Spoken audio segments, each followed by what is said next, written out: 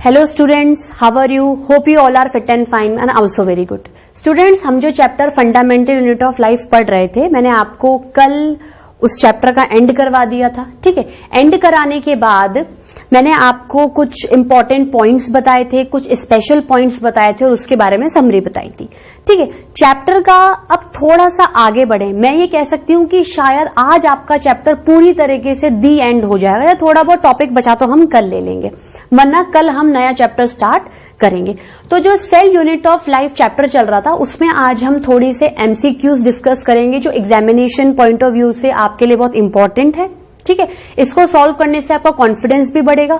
और इसके बाद वेरी वेरी इंपॉर्टेंट, जो कि किसी भी स्टूडेंट को नहीं भूलना चाहिए, एनसीईआरटी बेस्ड क्वेश्चन।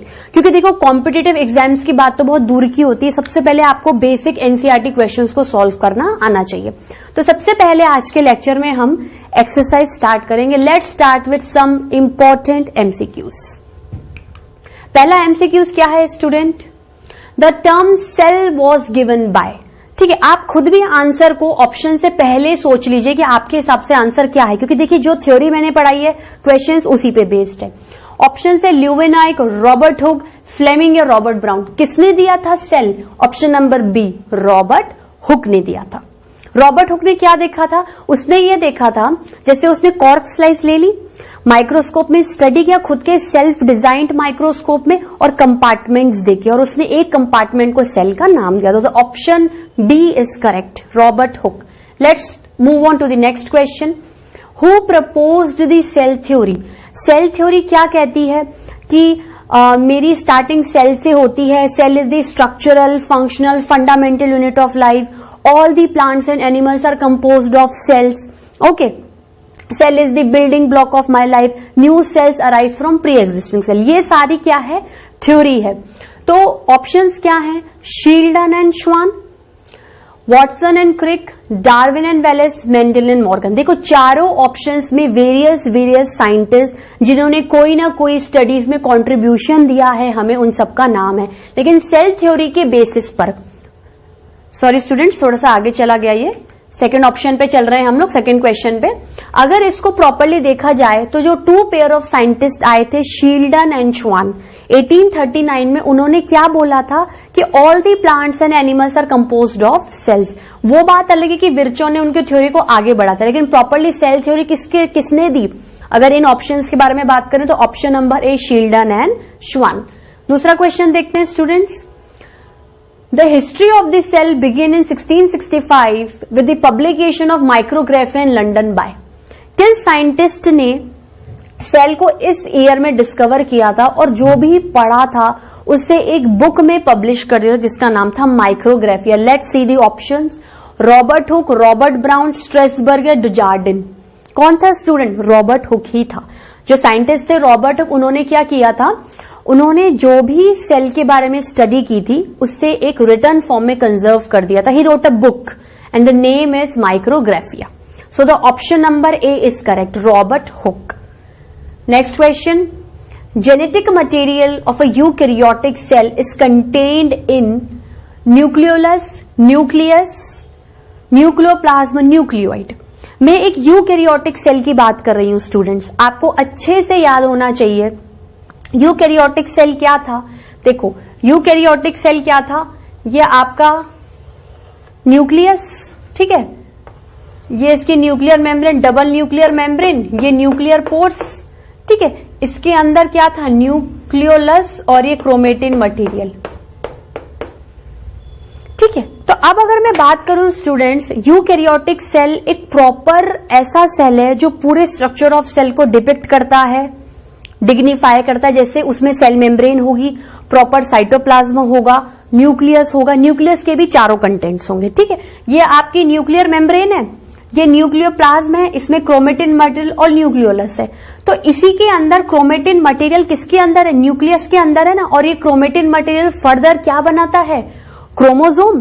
भाई, क्रोमेटिन मटेरियल रेस्टिंग स्टेज पे रहता है और उसके बाद जब सेल डिवीजन करवाना है, सेल रिप्रोडक्शन करवाना है, तो क्या होगा? कंडेंस क्रोमोसोम में आ जाएगा।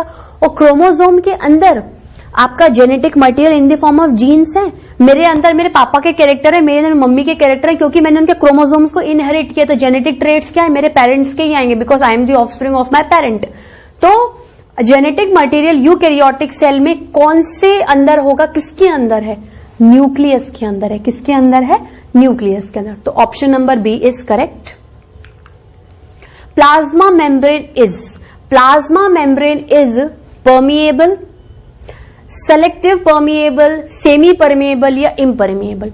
स्टूडेंट्स, मैंने तब भी आपको बताया था कि सेल मेम्ब्रेन ट्रांसपोर्टेशन अलाउ करती है, ठीक है, लेकिन सेल मेम्ब्रेन ट्रांसपोर्टेशन अलाउ करेगी, इसका मतलब ये नहीं है कि कोई भी चीज को अंदर ले लो और कोई भी चीज अपने अंदर से बाहर निकाल दो।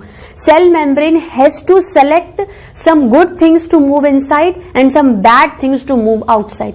तो अगर उसमें परमेबिलिटी है, परमेबिलिटी का मतलब होता है कि ट्रांसपोर्टेशन अलाउ करेगा, अंदर आना बाहर जाना अलाउ करेगा, लेकिन सेलेक्टिव का मतलब होता है कि कुछ ही चीजों को आने देगा, कुछ ही चीजों को जाने देगा।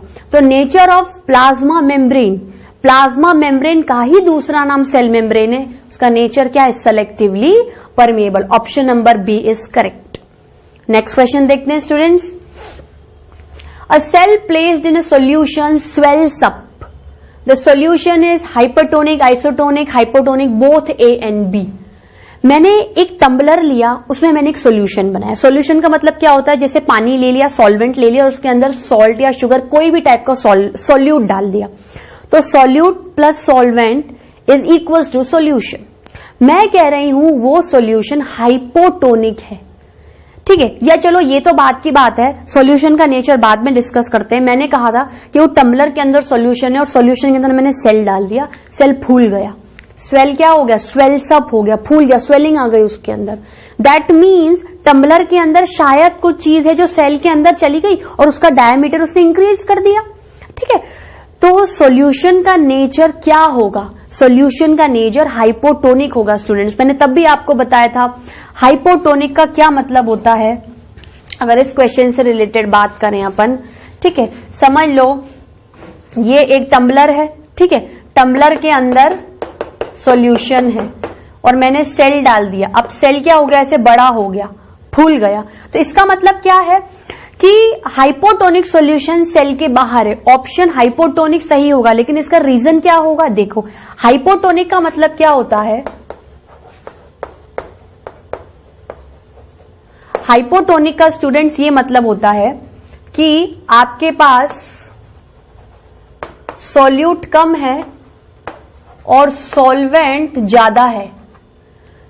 हाइपो मतलब कम, सॉल्यूट कम है, पानी ज्यादा है। सेल के आसपास पानी ही पानी है, सेल के आसपास पानी ही पानी है। सेल को लगा बाहर का कंसंट्रेशन ज्यादा है, मेरे पास कम है, फट से पानी खींच लिया। Through osmosis solvent molecules transport from the region of higher concentration to region of lower concentration. As a result cell swells up. Okay, फिर आता है student cytoplasm is unit mass of protoplasm. Protoplasm excluding plasma membrane, protoplasm excluding plasma membrane and nucleus, protoplasm excluding plasma membrane and cell organelles, ठीक है। अगर इसको थोड़ा सा समझे स्टूडेंट्स, देखिए इसने पूछा है क्वेश्चन में साइटोप्लाज्म क्या होता है। ये आपका सेल है, ये आपका क्या है, सेल है, ठीक है। ये क्या है सेल की, ये चलो मान लो ये सेल है आपका, ये सेल की क्या है, सेल मेम्ब्रेन है। ये क्या है सेल की, सेल मेम्ब्रेन है। ये क्या है, न्यूक्लियस है। तो ये पोर्शन क्या हो गया, ये जो बचा हुआ पोर्शन है ये साइटोप्लाज्म हो गया। तो आंसर सी सही होना चाहिए। Protoplasm excluding plasma membrane and nucleus. Excluding, including का मतलब होता है मिला लो, एक्सक्लूडिंग का मतलब होता है हटा लो। इसको हटा के जो बचेगा वो साइटोप्लाज्म है।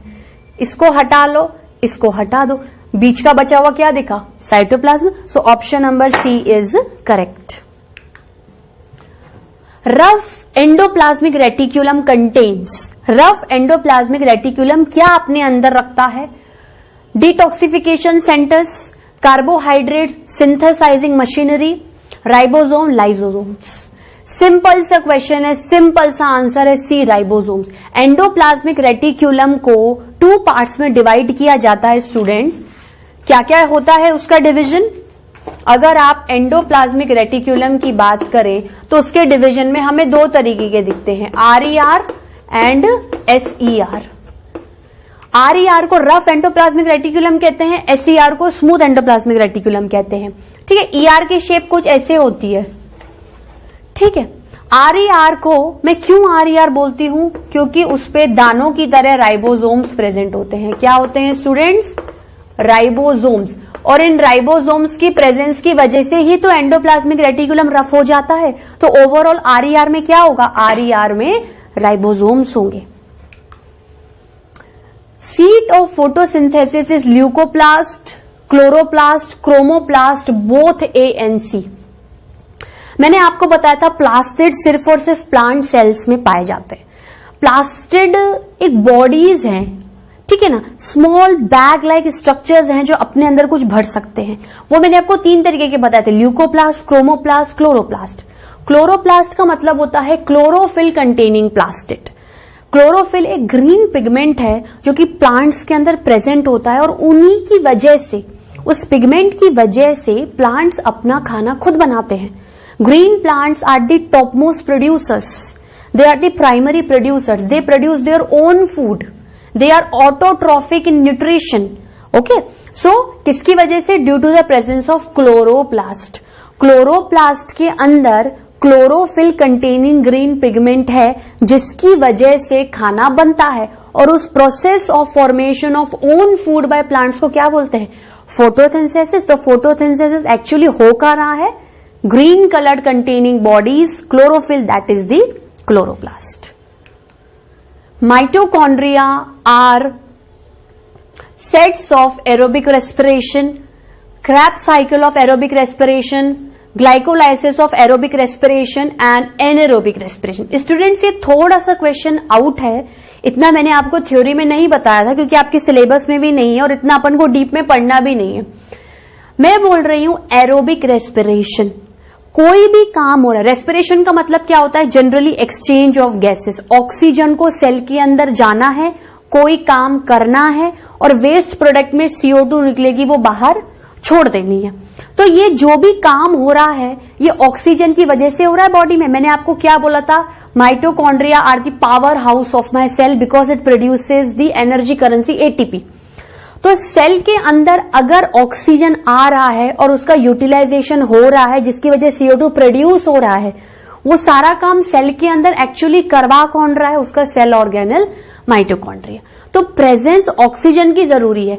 एरोबिक मतलब ऑक्सीजन की प्रेजेंस में काम होना, एनारोबिक मतलब ऑक्सीजन की एब्सेंस में काम होना। मैं वापस रिपीट करती हूं, एरोबिक मतलब ऑक्सीजन की प्रेजेंस में काम करना, एनारोबिक मतलब ऑक्सीजन की एब्सेंस में काम करना। ठीक है। Krebs cycle of aerobic respiration, Krebs cycle mitochondria से रिलेटेड नहीं है, जनरली ये प्लांट का पार्ट है। You will discuss in the plant morphology and anatomy. Glycolysis of aerobic respiration नहीं, ग्लाइकोलाइसिस नहीं होगा। ग्लाइकोलाइसिस का मतलब होता है कि ग्लाइकोजन का टूटना। जनरली ग्लूकोज बनता है, तो अगर ऑप्शन में ग्लूकोजेनेसिस होता तो ये करेक्ट होता। तो ऑप्शन क्या है? A, aerobic respiration. Golgi apparatus is involved in synthesis of new membrane in lysosome, cellulose and glucose. Golgi apparatus students मैंने आपको उस टाइम भी फंक्शंस में पढ़ाया था थ्योरी में। Golgi apparatus लाइसोसोम्स को निर्माण करते हैं। Golgi apparatus की वजह से, क्योंकि Golgi apparatus का शेप कैसा है? सिंपल ट्यूब्यूल, ऐसे ही है ना। ये एक साइड स्वालन है, दूसरा साइड स्वालन है, ये यूं है और ये छोटा सा वसाइकल। तो मैंने आपको बोला था कि जब इसके अंदर बन जाते हैं प्रोटीन, तो प्रोटीन की वजह से डाइजेस्टिव एंजाइम्स बनते हैं। डाइजेस्टिव एंजाइम्स किसमें चले जाते हैं? वसाइकल्स में। और वसाइकल सेपरेट क्या बना लेते हैं? लाइसोसोम्स बना लेते हैं। स्टूडेंट्स क्या बना लेते हैं? लाइसोसोम्स। तो अब देखो न्यू मेम्ब्रेन का बनना। न्यू मेम्ब्रेन का बनने का क्या मतलब होता है? देखो प्रॉपरली ये सेपरेट होगा, एक पूरा अलग हो गया तो इसने क्या हो गया, एक नई मेम्ब्रेन को गिव बर्थ कर दिया ना, मतलब वैसे नई मेम्ब्रेन की जरूरत नहीं थी, लेकिन अगर इसी के अंदर से कोई पार्ट डिटैच हो जाता है तो एक न्यू चीज बन जाती है। तो इसके साथ क्या ये एडिटिव दिया है, तो ऑप्शन नंबर क्या सही हुआ, बी सही हुआ, new membrane and lysosomes. Lysosomes are also called suicidal bag, bag, demolition squads, all of the above. Student आपके हिसाब से क्या होना चाहिए, आप खुद बताइए। देखो सुसाइडल बैग्स का मतलब क्या होता है, सुसाइडल बैग मतलब कि ऐसी कोई चीज जो सेल का सुसाइड कर दे, सेल को खुद ब खुद मार दे। If I do my suicide that means I am killing myself. If someone kills me it is a murder, but if I am killing myself, मैं खुद को ही मारना चाह रही हूं, मैं खुद को ही मार रही हूं, that means I M committing suicide. बहुत केसेस सुने होंगे, ये जो टर्म है आपके लिए फेमिलियर है। Digestive bags, bag like structure है, कोई भी चीज अगर खा गया। और demolition squad actually it is not related to that particular chapter cell. Demolition squad का मतलब ये होता है कि किसी भी चीज को किलिंग करना है, किसी भी चीज को कैप्चर करना। तो देखा जाए तो तीनों चीजें ही इसके लिए एकदम करेक्ट हैं। तो ऑप्शन क्या हुआ, all of the above. Students आपके एमसीक्यूज यहां तक खत्म हो गए। मैंने आपके चैप्टर में जो भी थ्योरी पढ़ाई थी उसमें से हर एक एक पॉइंट में से निकाल के इंपॉर्टेंट एमसीक्यूज बनाया है। प्लीज स्टूडेंट्स इनको गॉन थ्रू करिएगा, अपने पास रखिएगा, ये आपको फ्यूचर में बहुत ज्यादा कॉम्पिटेटिव एग्जाम्स में एमसीक्यूज काम आएंगे। तो आज के लेक्चर में मैं आपको एमसीक्यूज ही बताऊंगी, नेक्स्ट लेक्चर में हम एनसीईआरटी बेस्ड क्वेश्चन स्टार्ट करेंगे and this will end our chapter. Okay students, bye bye.